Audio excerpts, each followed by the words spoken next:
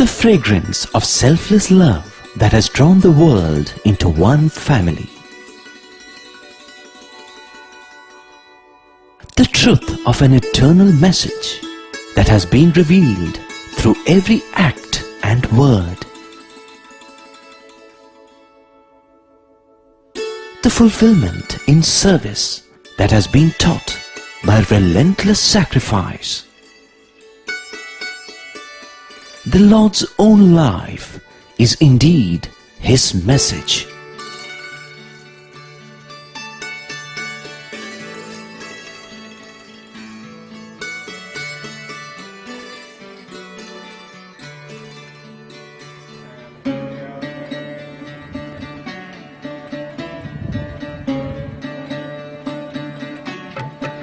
Sai Ram, warm and sunny greetings from Prashanti Nilayam. Welcome to the 14th episode of our ongoing month-long serial entitled The Message of the Lord. In the last 4 episodes, we saw what Bhagwan Baba, through his own life and through the hospitals that he has established, showed mankind how medical care for everyone must be established. In today's episode and the next 3 to follow, we shall see Bhagwan Baba's message regarding education. Have you ever wondered what exactly the word education means?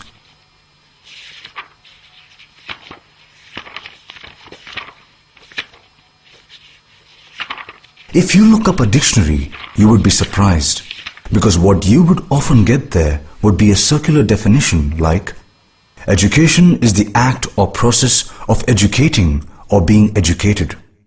Some do a bit better by informing you that education is a process involving the gaining of knowledge, and so on. In ancient Greece, Socrates argued that education was about drawing out what was already within the student. That sounds rather like Swami's definition of educare, does it not? No wonder, because Swami is actually going back a long time to an old Latin word, educare, meaning to lead out. దీనిని ఈనాటి ఆధునికమైనటువంటి యొక్క విద్యలో education అన్నారు. In the modern parlance, we call it education. కానీ ఆధ్యాత్మిక విద్యకు హృదయపూర్వకమైనటువంటి యొక్క ప్రభావము ప్రచార ప్రబోధంలో చిక్కినప్పుడే దీనికి ఎడ్యుకేర్ అన్నారు. But the spiritual education, when once it comes out of our heart and when once we start sharing with others, it is called educare. Educare అనగా లోపల ఉన్నటువంటి దాన్ని బయటికి లాగి ప్రపంచానికి ఆదర్శంగా నిరూపించాలి. Educare meant to bring out what is latent within and to share with fellow men ఈనాటి outside. ఆధునికమైనటువంటి education గ్రంథ పరిచయంతో పరితపిస్తుంది. The modern education is confined to textual information. ఈ ఎడ్యుకేషన్ కేవలము గ్రంథము నుండి ప్రబోధిస్తుంది. This education, modern, is out of books. Educare అనేటువంటిది గ్రంథములకు సంబంధించినది కాదు. Educare, గ్రంథిని బోధించేటువంటిది. educare is beyond books. It pertains to human heart. Soon, we shall examine in some detail as to what all this means. But first, a few words about what Swami did as a teacher back in the very early days. For example, as Sathya, he pulled elders up and asked them to stop indulging in the cruel sport of cockfighting, or the brutal bullock cart race in which these animals were ruthlessly harassed. That was a lesson in being kind to all living species and not going on the wrong path. Sathya also took positive steps like encouraging bhajan singing by forming a group called the Pandhari Bhajan Group. By the wonderful example they set, these bhajan boys elevated the spiritual ambience of the entire village.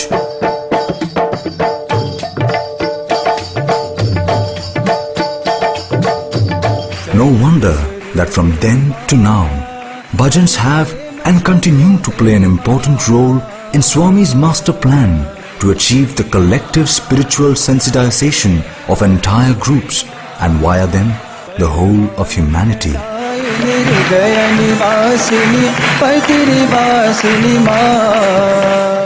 Sathya also set a wonderful example for all time by running a school for the illiterate youth of Puttaparthi who were older than him. There was no place to run the school, so young Sathya did it out in the open, using the ground as a slate. Can you imagine that? Here was a small boy who was himself attending school, and yet he was ready to spend time to help those who were much older than him. Why? Because worldly knowledge is a must for making a living, and these people had to be helped to the extent possible to escape the clutches of abject ignorance and poverty. That was how it all began, with small little hints and hardly any indication of the amazing things waiting in the future. The war was waging furiously in Europe.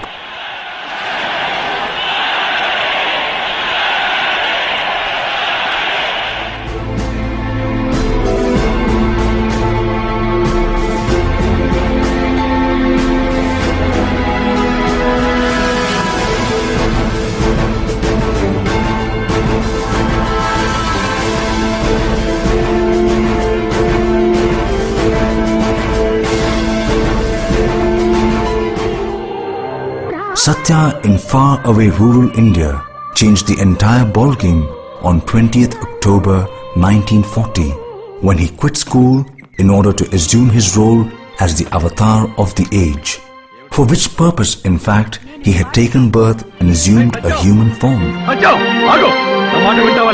నా అనే మాట అహానికి శబ్ద రూపం. అహం కనిపించని విషం వంటిది. ఆత్మజ్ఞానం అమృతం వంటిది.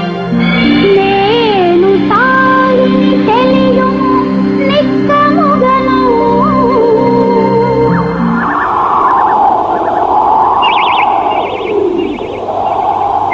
మానస భజరే గురు చరణం దుష్టర భవ సాగర తరణం.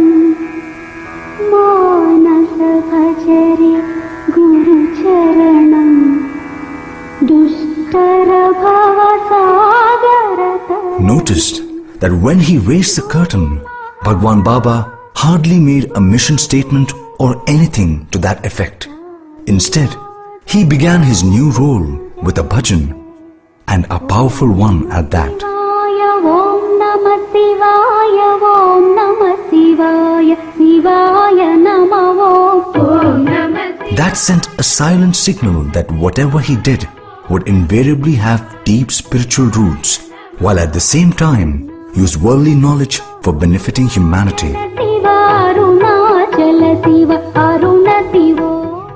Thus, his very first message was that life must be a three-wheeler, with spirituality being the front wheel, the rear wheels being knowledge and selfless service to society. How many of us have bothered to notice that Baba's message and teachings have always been around for the last 70 years? Yet, that was the way it was and has always been. And that is the message we now have to carefully examine, unravel, understand, absorb and follow. We begin that exercise by going back to what Socrates in ancient Greece said regarding education. As I mentioned earlier, Socrates argued that education was all about drawing out what was already within the student. Swami has reminded us of that by taking us back to the original Latin word educere, from which the word educare used by Baba is derived. Educare, Swami says, is to bring out from within what is already latent.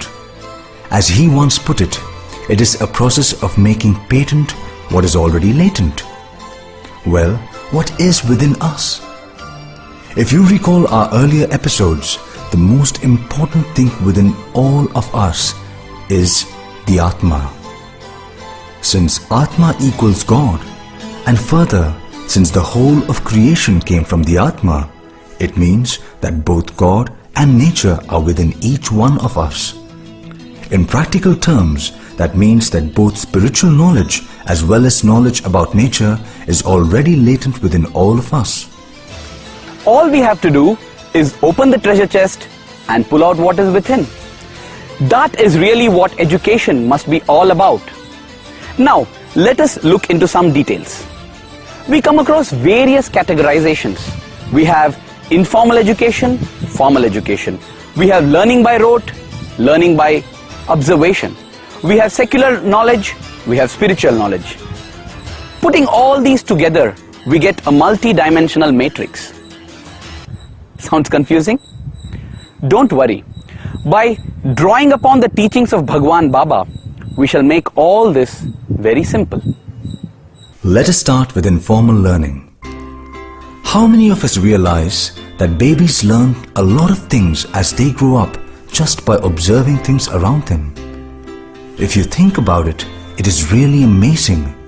The baby sees, explores, and finally learns something by figuring out what it is dealing with. What you see here is an example of informal self-learning. That which is to be learnt about is outside, in this case, as a part of manifest nature, and the baby learns by observing and absorbing.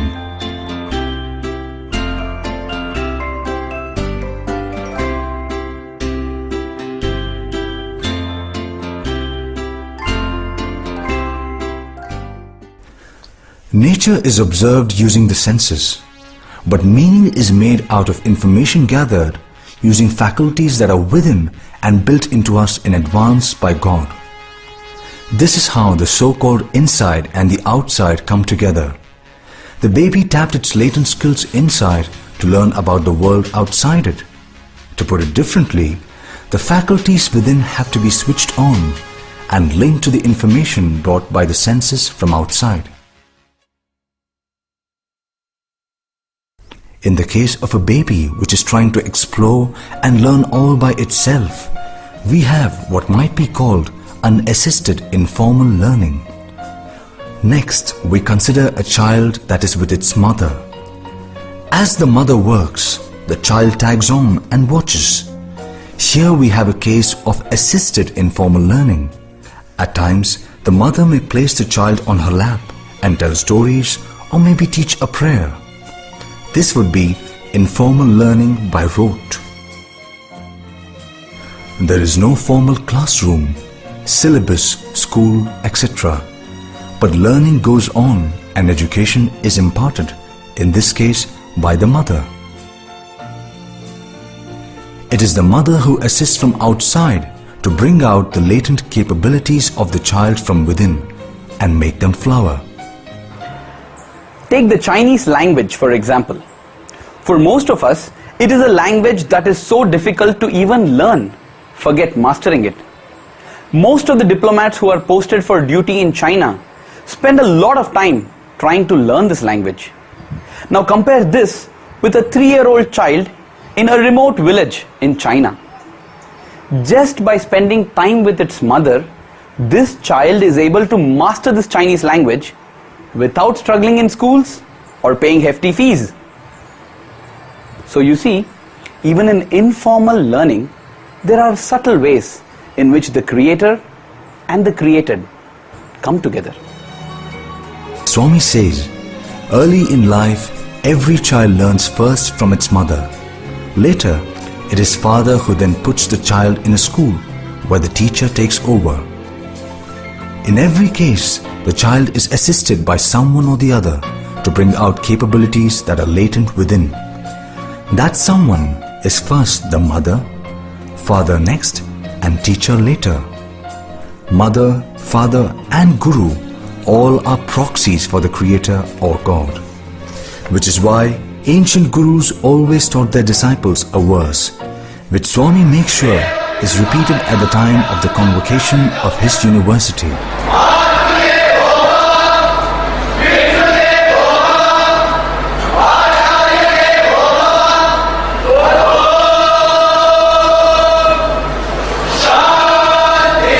What this rather important Vedic verse declares is that Mother is verily God, Father is verily God, and teacher too is verily God. Why? Because each of them in their own way help the child to learn, meaning they help the child use latent skills to learn many things and also something about values as well as about God. Let us now focus a bit more on what exactly is to be learned and how. Knowledge of everything present in this world falls into two categories. 1. Knowledge about nature, and 2. Knowledge about the self or the Atma. In principle, nature having been born from God or Atma, whichever you prefer, knowledge of the self would include knowledge of nature as well. However, at the practical level, equipped as we are with sense organs which are meant to connect directly with the external world, there is a kind of shortcut, shall I say, for acquiring knowledge about nature. Later we shall see that this shortcut does not apply when it comes to knowledge of the self, and this difference is rather important.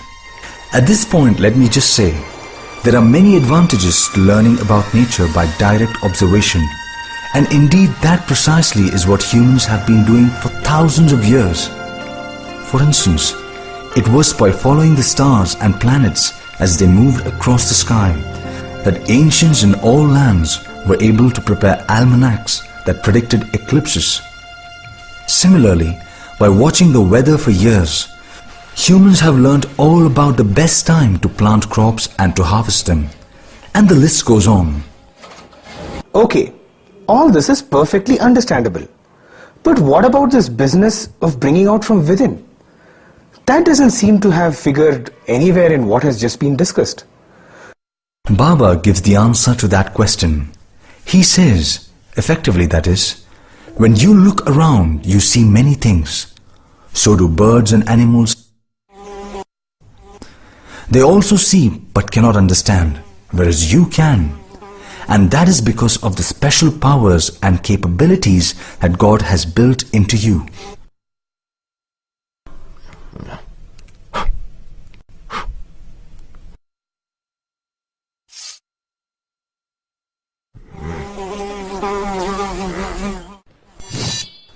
Those powers represent an amazing and powerful blessing.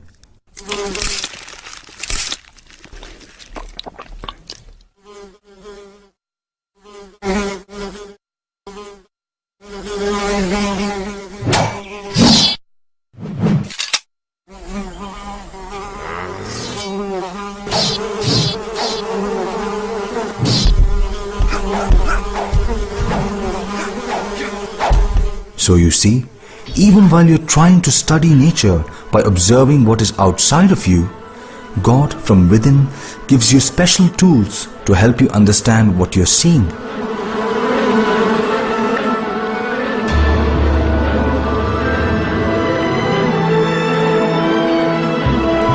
Those tools are kept inside and have to be brought out.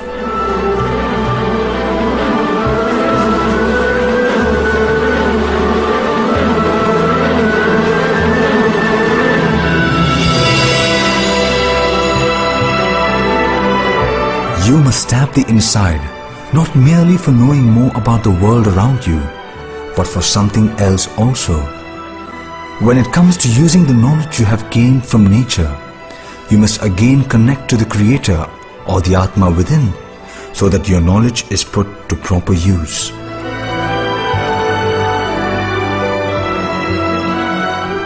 So maybe we can make better sense of what Socrates said when he declared that education is all about bringing outside what is within. We shall pause here and ask 3 pertinent questions. 1. How many of us know about all this? 2. How many of the teachers nowadays know about all this? And 3. Even if the teachers do know about all this, how many of them impart it to the students? Maybe all this is so new that we are all right now feeling dizzy. But we shall make all this very clear with the following example. Take medical science, for instance. All this knowledge has come largely from observations on the external world. However, when it comes to using that medical knowledge, it is a different story altogether. There are people who use it for making lots of money and nothing else. On the other hand, Swami's hospitals provide the counter-example.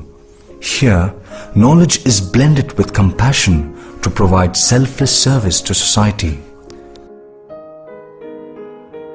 It is the same story with education as well.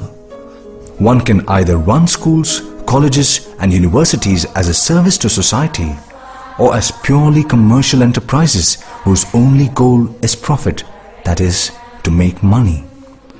On the other hand, one could train students without any charge, infusing into them at the same time the spirit of service, so that when students graduate, they are useful to society.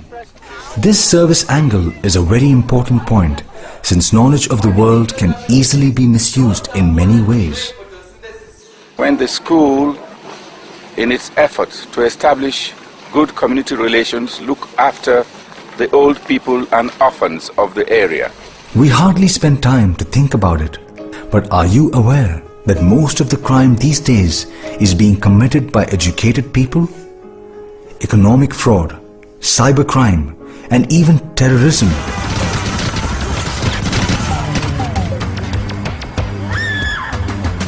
All these are planned and executed largely by educated people.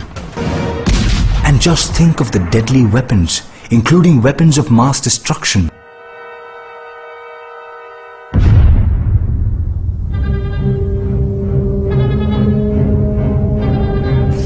Who invents them? Is it the uneducated villager or the highly trained scientists? As far as knowledge is concerned, there is knowledge related to the world we live in, and knowledge related to the Atma, or the knowledge of the self, as it is sometimes called. This means that no learning process or education is complete if it leaves out one of these two. That is to say, one cannot be a businessman and say, "I am too busy and I have no time for God." Equally, one cannot say, "I am focused on being a yogi and have no time for this world." However, we shall come to all that in subsequent episodes. What we should take care to note is that even where secular knowledge is concerned, there is an important role for the insight to play. This role has two aspects.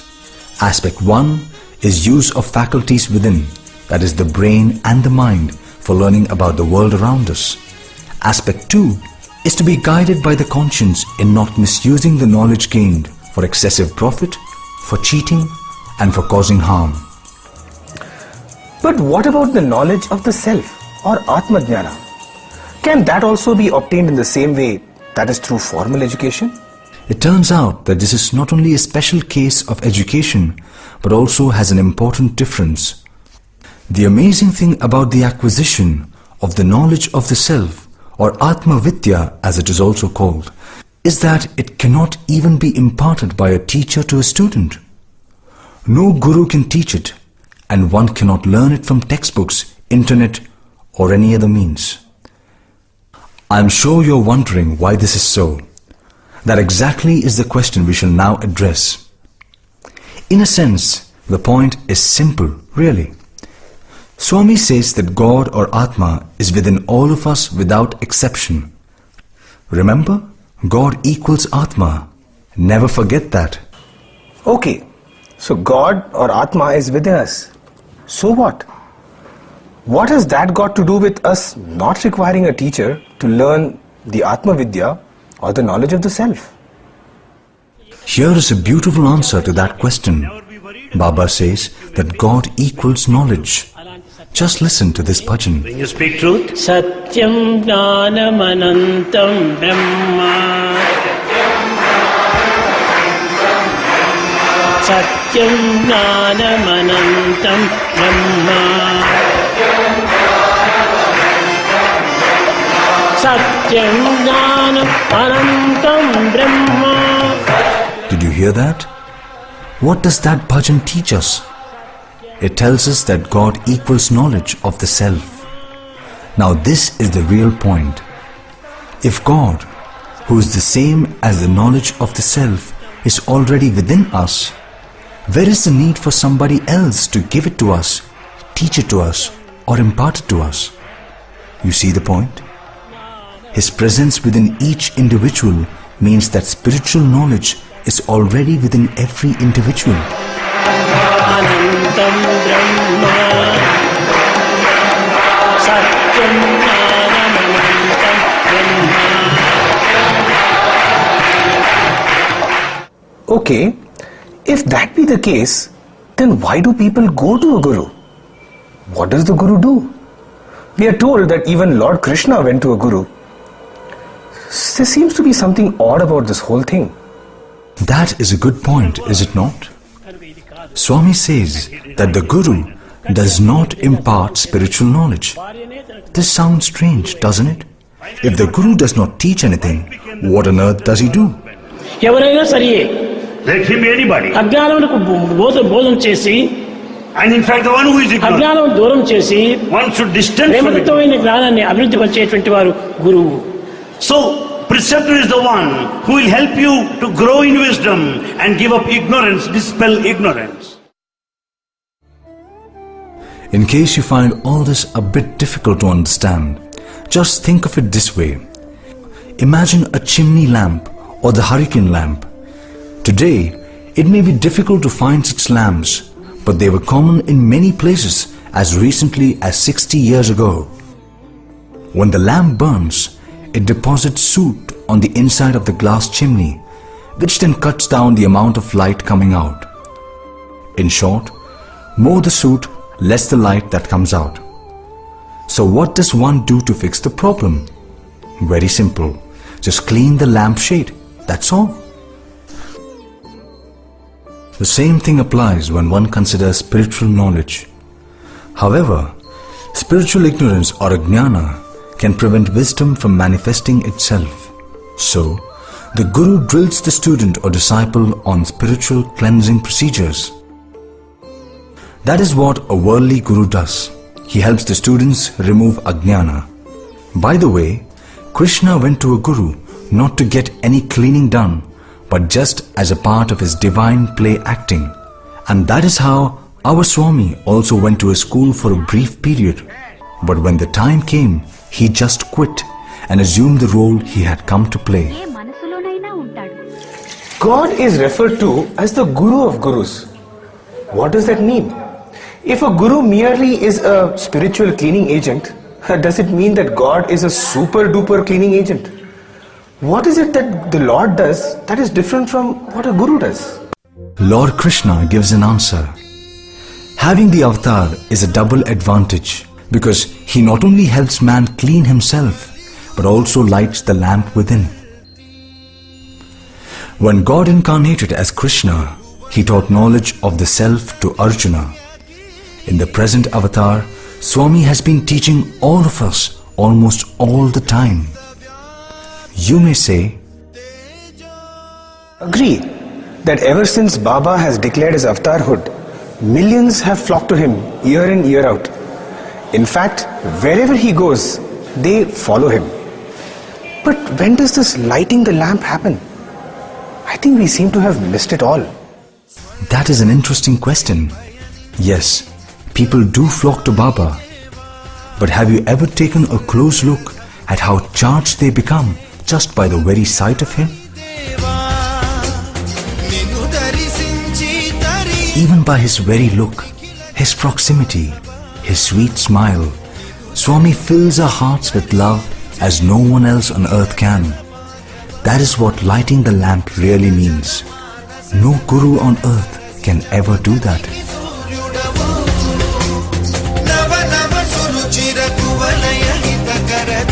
That's something that the avatar alone can do. Light the lamp of love within us. That is, God as Guru is different from worldly gurus. He scrubs us by not only telling us about do's and don'ts, but also motivating us to engage in service, sing bhajans and so on.